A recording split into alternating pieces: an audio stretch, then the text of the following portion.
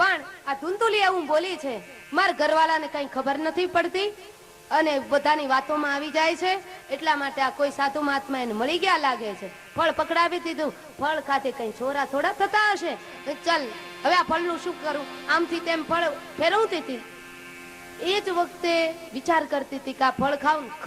કદાચ એવું બની શકે હું સગર્ભા બનું તો મારે સંતાન થાય અને એ બાળક અવતરે ત્યારે મારી નણંદને બોલાવી પડાવી, કારણ કે મારી સેવા ચાકરી કરવા માટે. ભાગવતમાં લખ્યું છે, હમણાં તમને શ્લોક સંભળાવો, મારે ગજવાની કોઈ વાત નથી. મારી નણંદને બોલાવી પડે, નણંદ આવે એટલે મારું બધું ભેગું કરેલું બધું એ 2-4 મહિના મારી સેવા કરવા રોકાય ને એ બધું વેડફી નાખે અને એ છોકરાના પાલન પોષણ કરવામાં, એને મોટું કરવામાં કેટલું દુઃખ વેઠવું પડે. જો શ્લોક સાંભળો તમે, આ ધુંધુલી બોલી છો, મંદાયામય સર્વસ્વ